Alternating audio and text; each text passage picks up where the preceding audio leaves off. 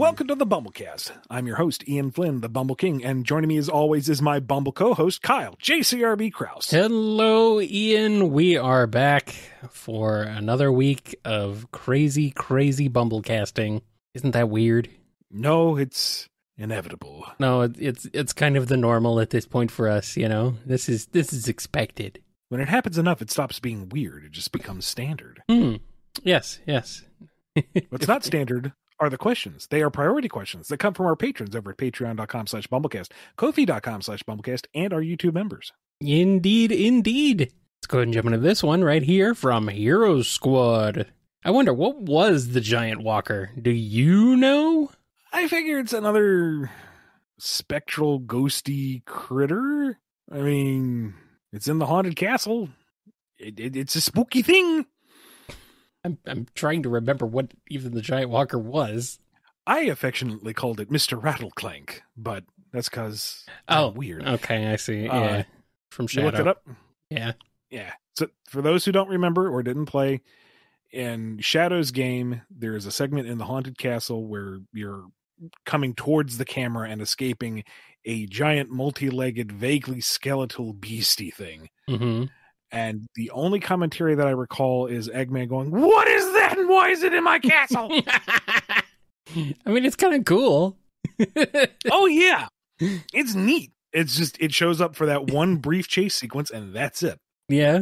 Well, I mean, it's like the alligator in Heroes that just shows up, or crocodile, whatever, that just shows it's up like chasing the giant you. boulder in SA1. Or that, yeah.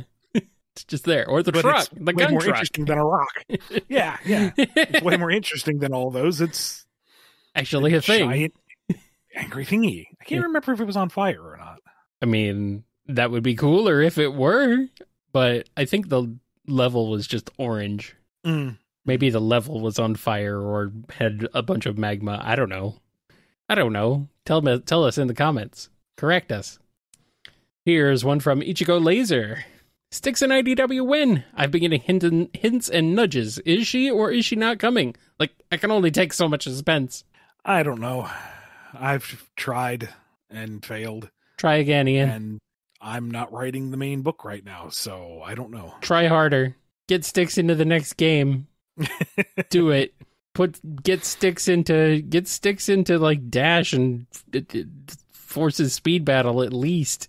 I am kind of surprised she's not in Speed Battle already. It's because they released Sonic Dash 2, Sonic Boom, and they didn't put any of the Sonic Boom characters into the main Speed Battle and Dash games, which is annoying. Oh, well. Here's this one from Icon PNG. With Knuckles Chaotix being thankfully confirmed canon by the latest Tales tube, I'm wondering which took place first, Chaotix or Sega Sonic? Also, is there any reason why the classic Chaotix didn't show up on any classic Sonic IDW special or any classic content at all? I sure hope they make an appearance in Knuckles' 30th anniversary comic. This ties into a recent episode. I'm not going to weigh into timeline questions too specifically because it's too easy for people to slowly tease out and piece together the official timeline before it's ever officially released, if they ever are going to do that. So suffice to say, Chaotix and Sega Sonic happen in the classic era, and the full details may come out one day. As for why we haven't seen the classic Chaotix used in the comics, they aren't available to us right now. I'm hoping that will change. All right. Here's this one from John.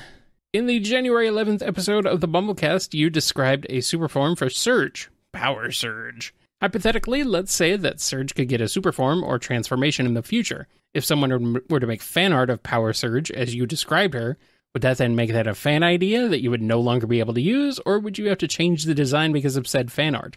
I would like to see Power Surge, but not if it means that design would no longer be usable as their official transformation. I see where you're coming from with this, and I think you are over worrying, and that's coming from me. You might be overthinking it a little bit. I mean, to be fair, they might just be trying to get into your mindset where you do that. Yeah, and no, it's always good to ask, better safe than sorry. So no shade thrown there. If Power Surge, as I described her, were in official media, the core idea comes from me, and I am associated with the official material. This is assuming I'm the one who's introducing it. Mm-hmm. If like Evan were the one to introduce it officially, I mean, we both work within the franchise. I don't see it as I wouldn't raise a stink. I don't know.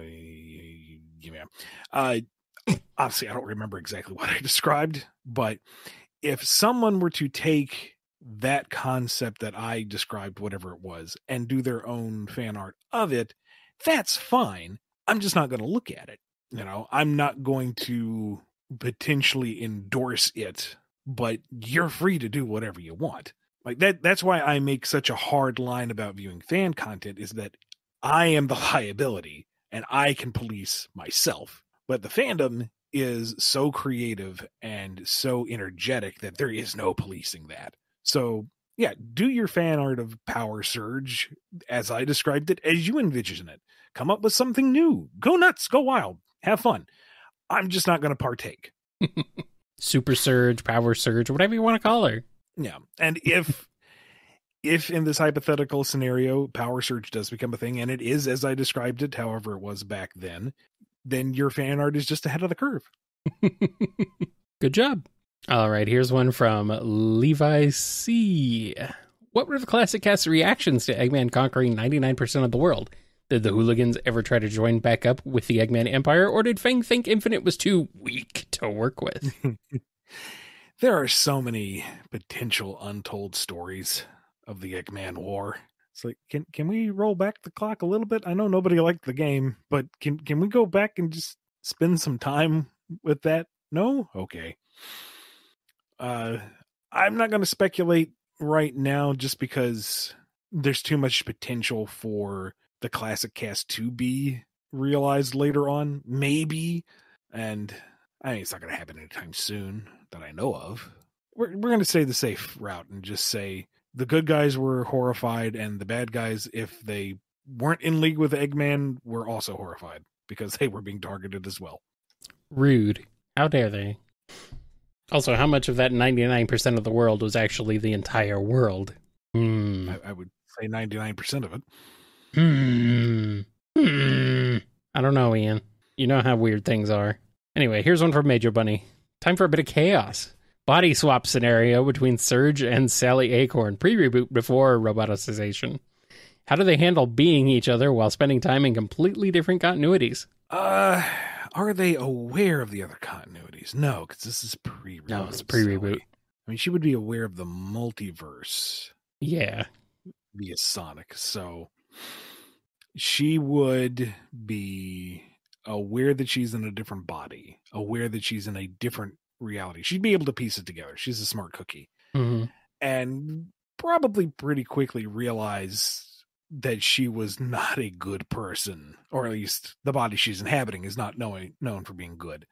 So she would do her best to undermine whatever skullduggery Surge was up to at the time, which probably isn't much. She's not a planner. And do her best to make amends or diffuse things. Like Kit would get therapy. Kit would get lots of nurturing, good, wholesome therapy. Weapon stockpiles of any kind would be discarded. She would do her best to ensure that when the swap reversed, should it ever reverse, she had diffused things as best she could. Surge, on the other hand, is going to be real confused. Like, stunningly confused. Terribly confused. Like, what is this city she is in? Why is she hanging from this rope? Why is Sonic cutting that rope? Oh, we're going back that far, huh?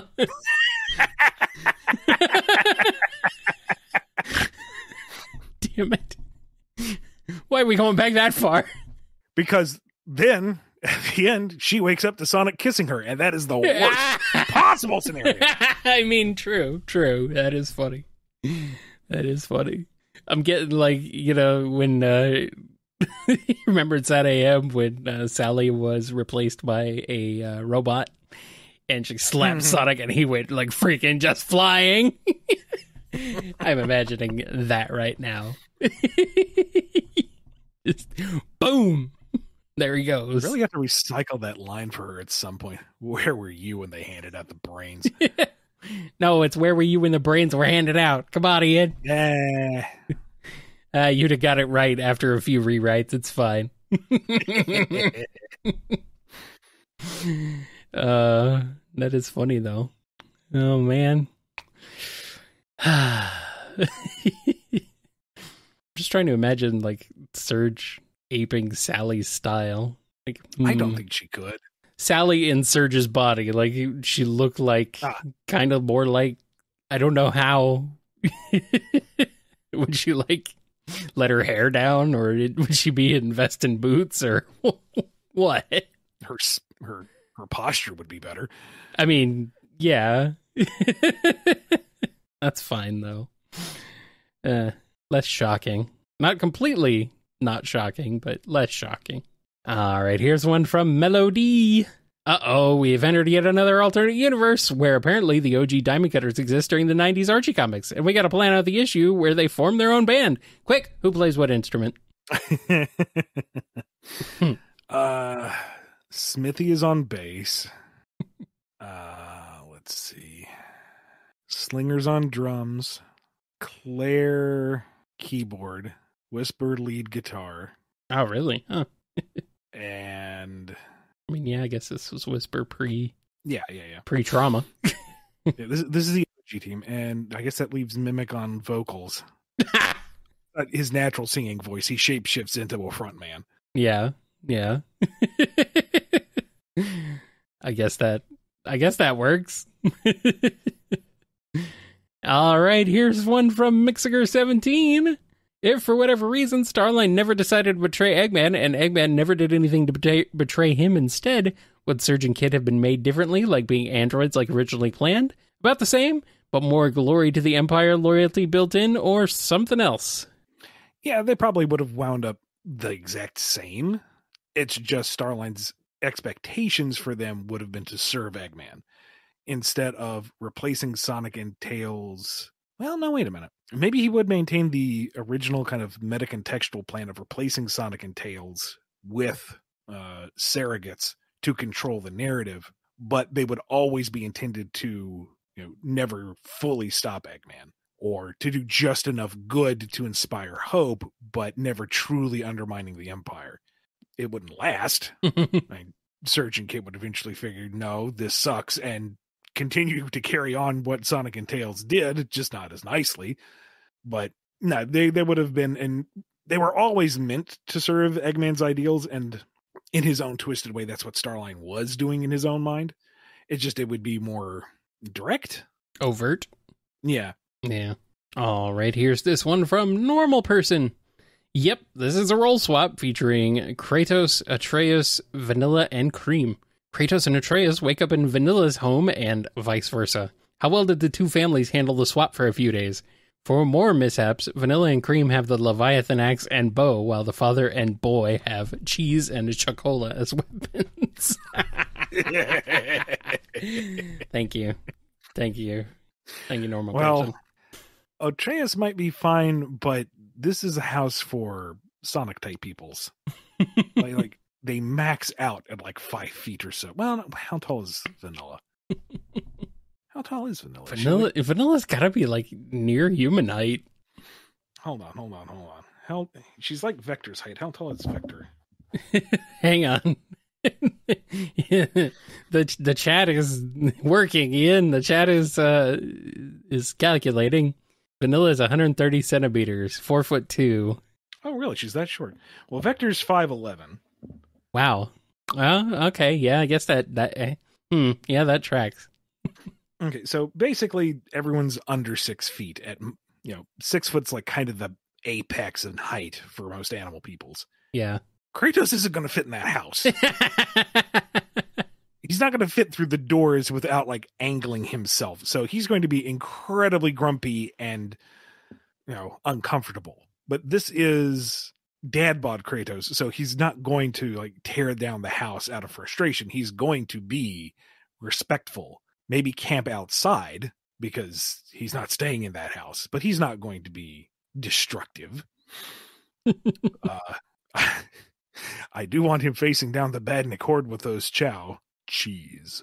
Shakola. Get him. It's true. It's true. I do want that. Meanwhile, you've got Vanilla and Cream in the very rustic, very cold Hunter Lodge that Kratos managed to prop up. So they're not comfortable. They're missing a lot of the civilized creature comforts they're used to, but it's still, solid enough. The wind doesn't come through the door. There are warm bedding that's reasonably comfortable. They make do. It's like camping. They'll be fine. Until Balder comes to the door and looks for trouble, and then Vanilla, with that very polite smile, says, "You do not want this fight." Oh, but I do. I think I do. And then Balder dies. She actually breaks the curse, just straight up kills him. Yeah. Yes. Yeah.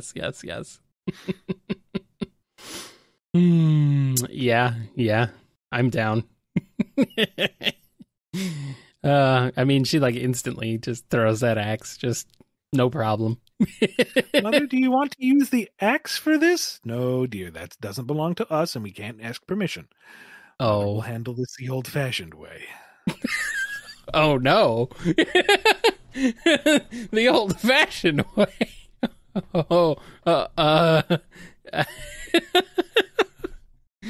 That's terrifying.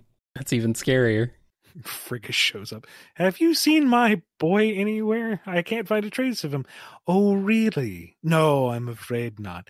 Please sit and have some tea." Oh, boy. Oh, boy. Oof.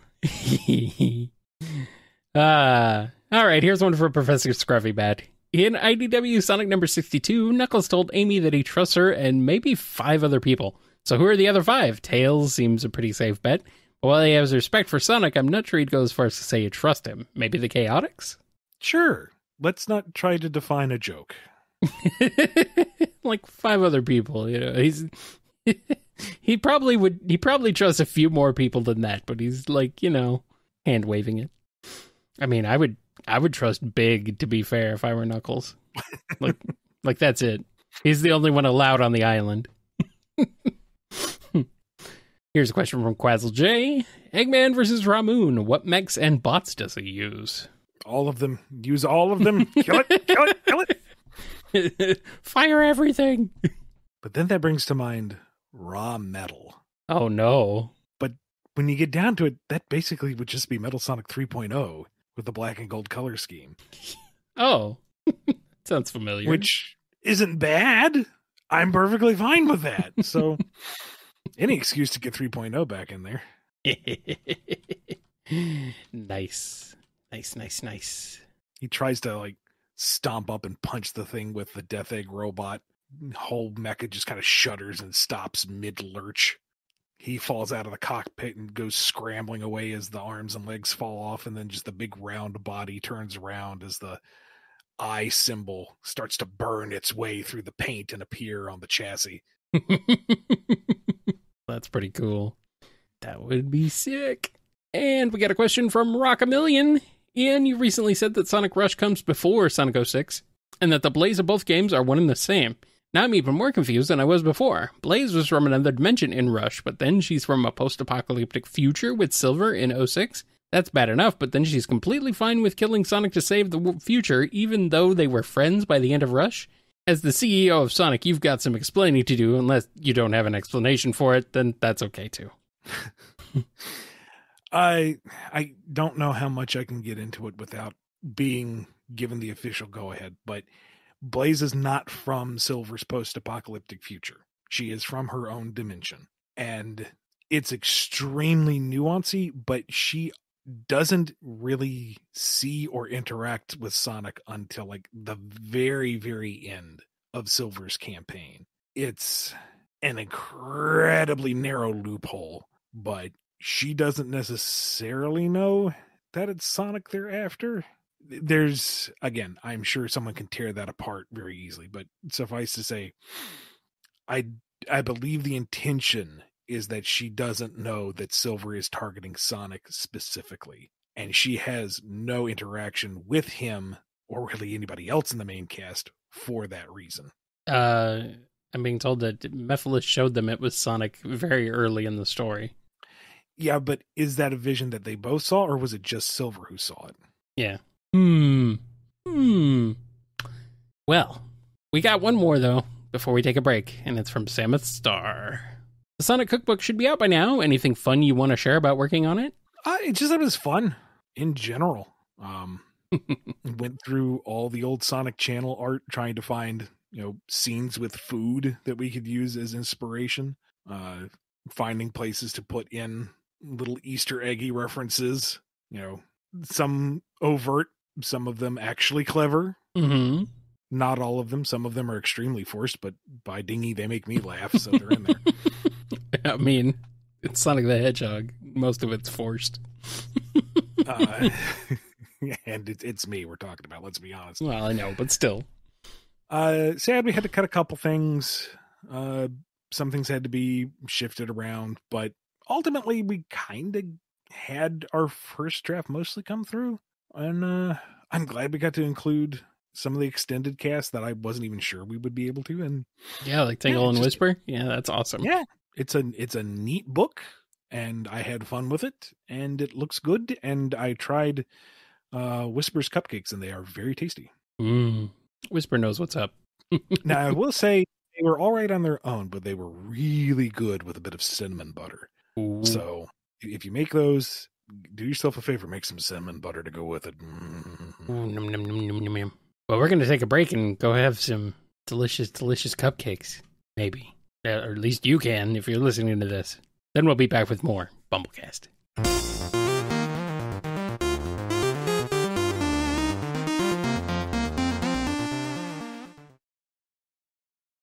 We are back. The question from Scurvy Pirate Hog.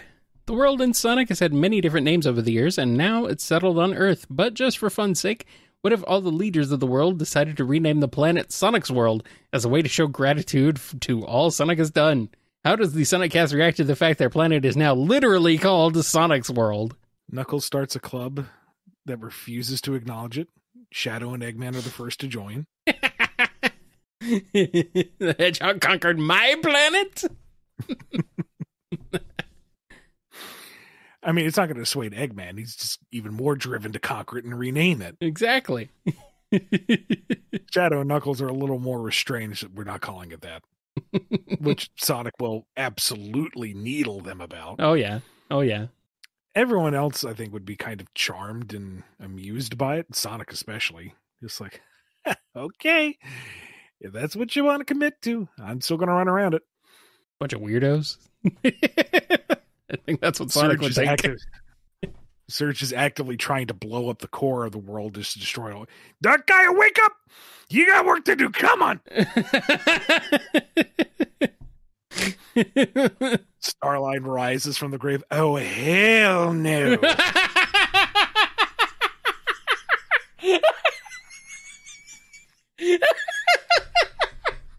Why is that so funny?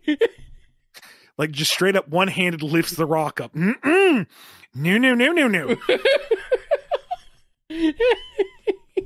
Why? Why is this so funny?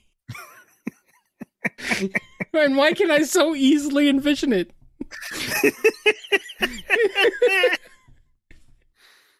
Oh, no. Zavok, all is forgiven. What do you need?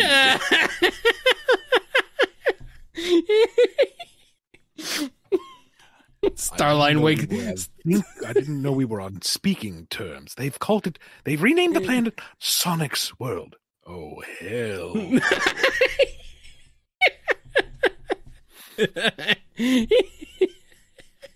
This is like the Undertaker waking up in a coffin.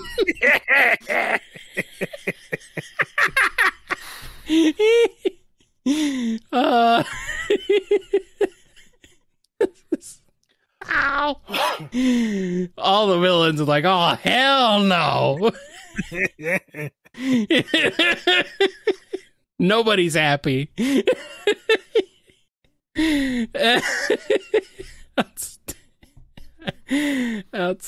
ending. Oh, wow. Jet would be pissed. Everyone's mad. Like, every villain is just absolutely losing their crap.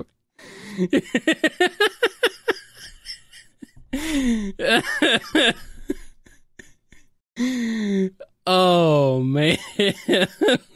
Thanks, Kirby. I think even the end would come back. Oh, hell no. Oh, here they come. Oh. No longer his world. All right. Here's a question from Sonic Badge. After learning it's actually totally okay for artists to know business, I've really been getting into financial literacy. If Eggman wrote a financial book, what would his 7 principles, one for each Chaos Emerald, for gaining riches and wealth be? Step 1, my 7-part program. Step 1, buy Step 2. Step 2, buy Step 3. Step 3, buy Step 4. Step 4, buy Step 5. Step 5, buy Step 6. Part 6, buy Step 7. Step 7, you've missed something. Go back to Part 1. Yeah. I feel like his principles would be, steal it. Take it for yourself. It'd be less financial advice and more like Sun Tzu's Art of War. I guess, in a sense. Like if you took the Ferengi rules of acquisition and combined it with Sun Tzu. Yeah. Bit of a ripoff. In order to get like more parts, you have to like sell it to 15 of your friends. If the traditional hostile takeover doesn't work, try another kind of hostile takeover with flamethrowers. It would work for a little bit. If you can't beat them, assault them. If you can't beat them, beat them. Literally. Here's a question from Spoiler1001. A while ago, you said that Sonic doesn't really bite during fights, but given that he's bitten Shadow during a fight in Boom, do most rules of combat get dropped when Sonic is fighting Shadow? Most rules get dropped in Sonic Boom. I mean, yeah. And also, it was rule of funny, and it was pretty funny. I think that just shows how much Boom Sonic just no longer cares. Here's a question from Steph Cube. How do you imagine a hypothetical scenario in which Surge discovers that she has a thing for Sonic that he has no idea about? Would she hate herself for feeling that way and fight those feelings? Could she express them in some way? Or would her frustration at not being able to express herself make her even more aggressive towards him in a Helga Pateki style? Yeah, she'd hate herself and she'd hate the feelings and she'd hate him for creating such feelings. And it would just be unhealthy in every possible way. So, like normal then for Surge. Yeah, Sonic wouldn't notice any difference. No. Here's a question from Stephen A.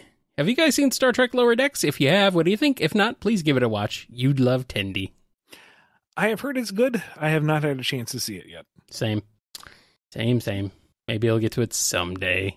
Here's one from Super Sonic Fan. Sonic Boom episode idea. What would happen if Dr. Eggman met Mark the Tapir? Did they meet or was it exclusively? No, I think it was just Sonic. Okay. No, not Carrie. What's that Stephen King book? Misery. There we go.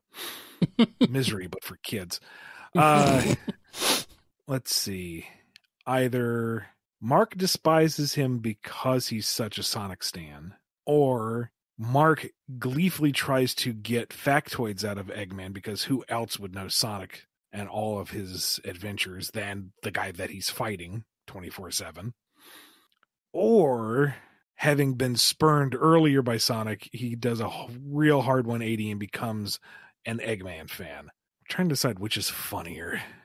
I mean, they all have potential. Maybe the Egg fan, because Eggman would, of course, love the attention at first, and then Mark would overstay his welcome immediately and really start creeping Eggman out. And then you have Eggman just kind of running through his own base, trying to escape Mark.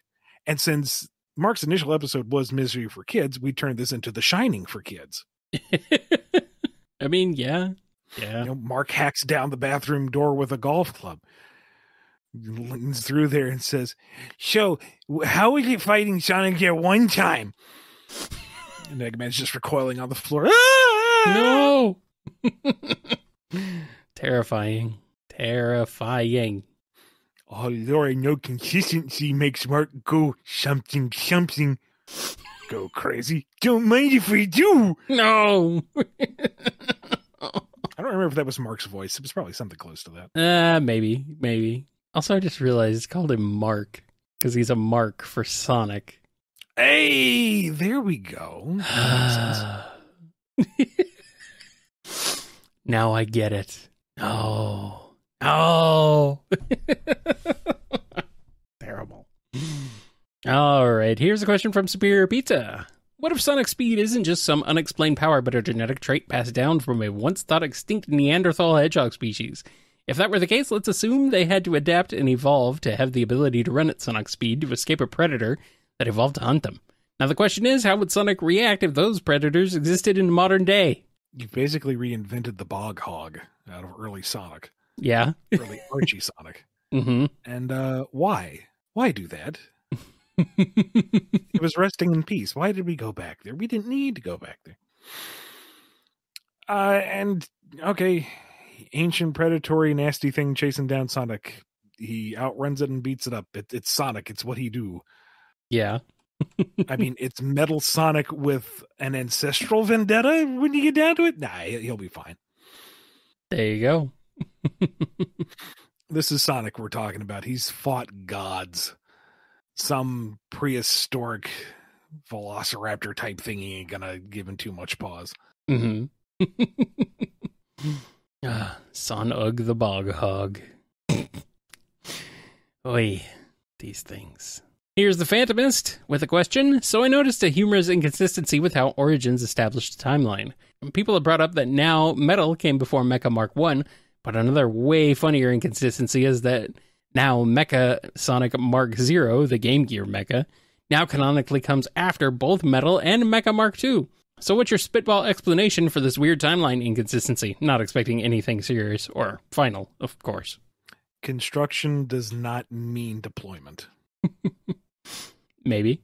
Seems kind of weird to do it out of order, but I mean, Eggman is a weird guy. Sent it out later. Yeah, it's... Oops, Metal Sonic didn't work. Time to pull this thing out of mothballs. Eggman can't count, maybe. Or maybe you just retcon the numbering. Sure. Here's a question from Tick Tick. Writing seems all over the place now. One side has Shadow as a pop star loving coffee nut, as seen in the Twitter takeovers, Murderous Sonic the Hedgehog, and the official Sonic cookbook, but another side has him as a grim, no fun allowed grump that you keep insisting is the norm here on the BumbleKast. One side mentions the likes of Super Knuckles, while Superstars clearly cements that only Sonic and Trip have special Chaos Emerald forms now. Some developers say that the end has multiple forms and establishes it as this unstoppable thing, while you say it's dead forever and that it was just lying. We have one game making a big deal with its main villain being a big purple moon, and the next major game release haphazardly slapping a big purple moon into the background and not wanting us to think it's the same character. How are we supposed to make sense or trust the story and world building when we're constantly getting all these mixed signals? If you're trying to conflate the Twitter takeovers, which are obvious self-lampoon, with the actual canon, I can't help you. You're setting yourself up for disappointment. The fact that you're specifically citing the cookbook, which we had to walk back and take out most of Shadow's entries because they were too personable, is completely counter to your argument. Now, I can't really say anything about the art choice with that one moon. It's unfortunate, but there were other colored moons in the sequence beforehand, and with any amount of thought, you would know it can't be the end, logically. So it's trying to be confused, it seems to me. Now, what I say on the show and myself is my personal interpretation. I am not a spokesman for Sega, and what I can say is at most authorial intent, but that's only carries so much weight.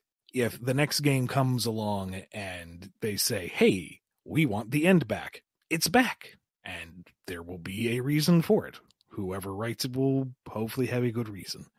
Now, I didn't say that the end was lying about its power. It was an incredibly powerful, nigh unstoppable force, just like Solaris, just like Dark Gaia. And what have we seen that happen to them in the past? Supersonic beats them. This is par for the course. Does everything perfectly sync up? No. It's been 30 years, and you don't course correct 30 years of that type of leniency overnight. It is a slow and complicated process. There will be a unified voice, hopefully, in time, but there's also a certain degree of leeway you have to grant the comedic and self-depreciating side of things, like the Twitter takeovers, which are clearly, blatantly just for fun. I mean, to be fair, the Twitter takeovers are the superior lore. I mean, I'm just saying it like it is, man. But I mean, also the end is in every Sonic game. Yes, there's sprites of Eggman stomping on it. I know exactly what you mean. Mm-hmm.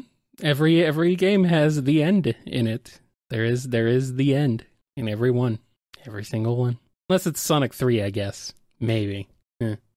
Here's a question from Twilord. You've said Harold will metamorphosis into a black oak. Will he be a standard black oak, or between the black arms naturally transforming, black comet reacting to the planets it plugs into, the ancients' chowification, and the Babylonians' nermification? Would he get a redesign? I have no idea what any of this is saying. Ian, what did I just say? What did I just read? He's asking if the large mini-boss enemy unit will be given the Mobian treatment. Okay. And the answer is no, because it's funnier that way. What is Black Oak? Black Oak is the big mamma jammas. The big hulking black arm units. Oh, I thought it was like a literal tree. No. They have like special claymores that they wield like butter knives. They're big fellas. I'm nerming out here, man. I have no idea what's going on. Oh, man. All those nermies. So many nermies.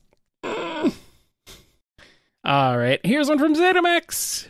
Archie Sonic is back in RPG form. What stories would you like to see adapted in this style? Would you want to play it something like Tales of Mobius, or maybe something like XCOM?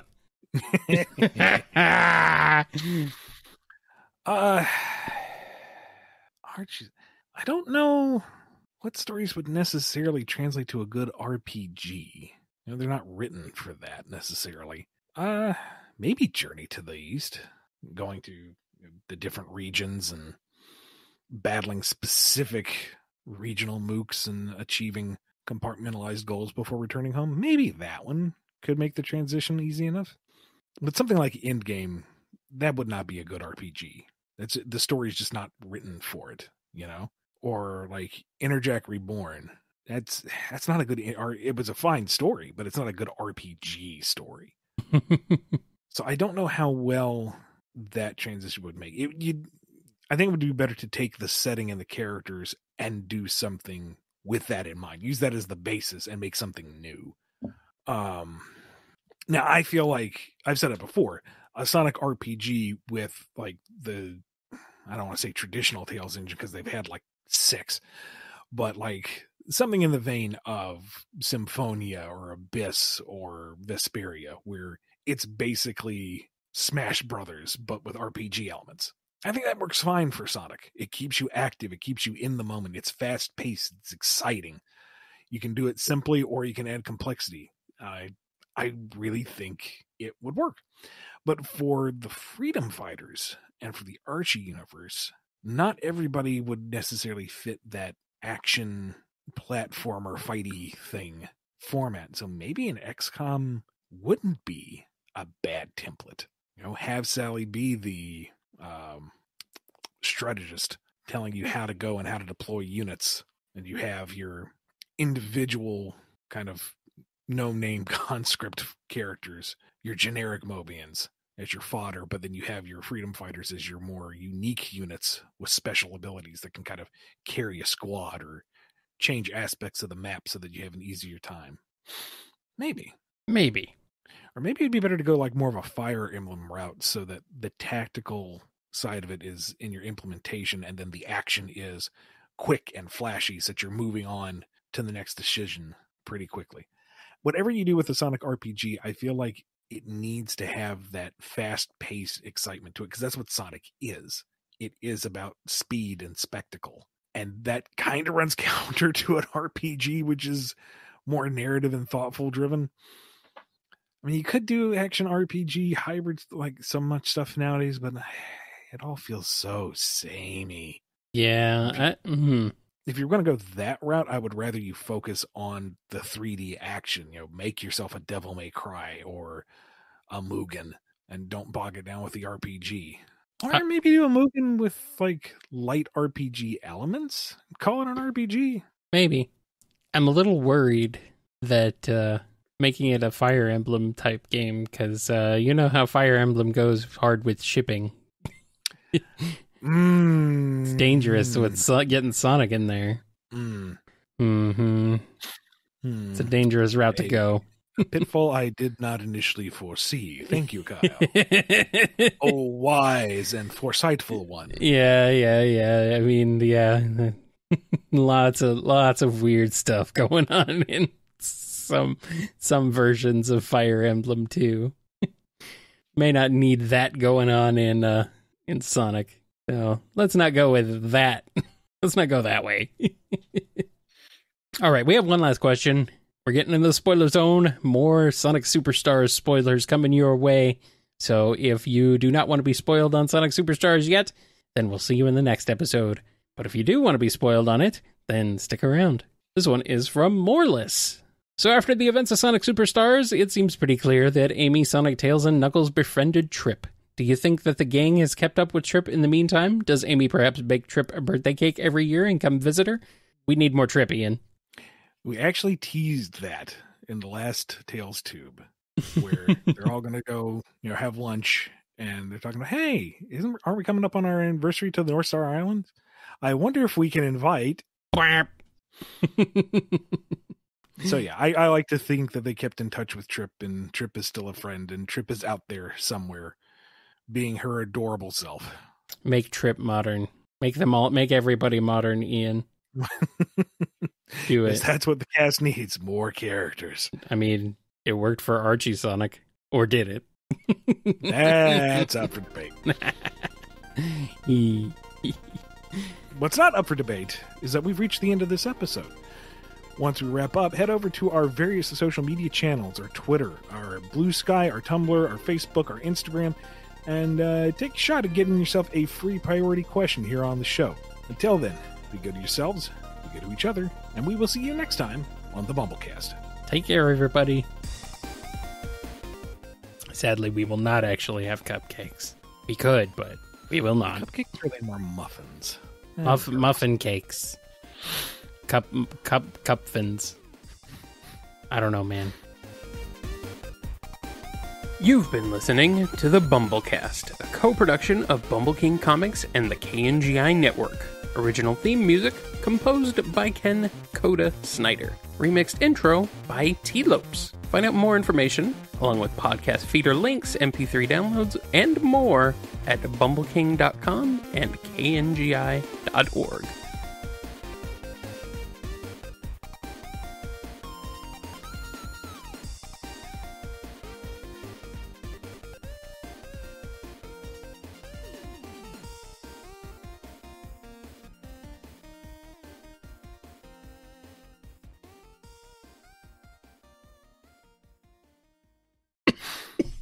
Well, that's fine. That's good. Less to worry about. Yeah. And it's a nice, end of the month Saturday. None of this. And we have one more week of stuff. Cool. Mm-hmm. Okay. Then we'll nail that down closer to the date. Sounds good. Right? I am down. I am good. I'm only dying a little. Okay. That's a treat. Just a little.